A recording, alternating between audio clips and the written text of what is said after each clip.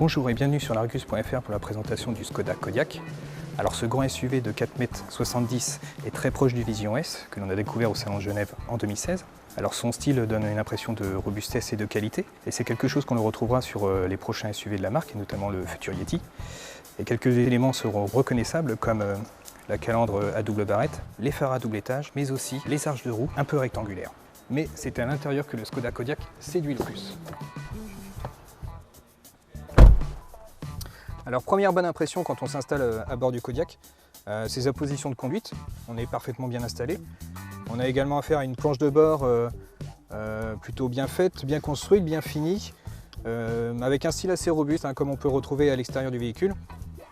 L'autre point fort également chez Skoda, c'est l'ergonomie qui est toujours bien pensée. Donc ici on a un écran tactile de 9,2 pouces, on a les commandes de climatisation qui sont regroupées aussi.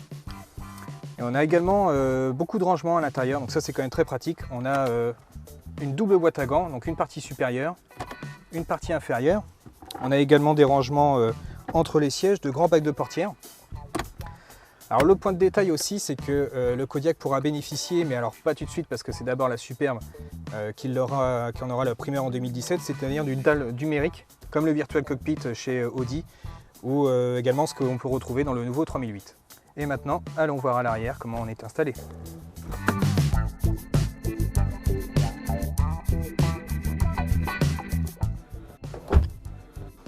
Alors à l'arrière également, on est très bien installé. Il y a beaucoup de place pour les jambes. Également une garde au toit qui est très bonne, de la largeur. Et puis le petit plus, c'est qu'on a une banquette plissante avec des dossiers qui s'inclinent.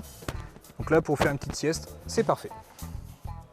En revanche, au troisième rang, il sera assez difficile de s'endormir parce qu'on manque vraiment d'espace, en tout cas pour des adultes. L'espace aux jambes est assez réduit, la largeur également, et puis on est assis beaucoup trop bas. Donc ces deux sièges d'appoint pourraient convenir à des enfants, mais pas à des adultes. De toute façon, Skoda le proposera en option. Alors en plus d'offrir beaucoup de place pour les passagers, le Kodiaq a aussi un autre atout, celui d'avoir un coffre très généreux, puisqu'il peut atteindre jusqu'à 2065 litres en configuration 2 places. Alors sur ce point, les Renault Koleos et Nissan X-Trail sont battus. Le Kodiaq sera commercialisé à partir de mars 2017. Alors sa gamme se composera de 4 moteurs, 2 moteurs à essence, 2 moteurs diesel, avec 2 types de transmission, 4.2 ou 4.4. Alors son prix de vente est estimé à environ 25 000 €. Alors c'est clair qu'à ce tarif, le Nissan X-Trail, mais aussi les Renault Koleos et le Peugeot 5008 ont de quoi s'inquiéter. Alors en attendant les premiers essais en novembre, rendez-vous sur les réseaux sociaux et sur l'Argus.fr. Au revoir.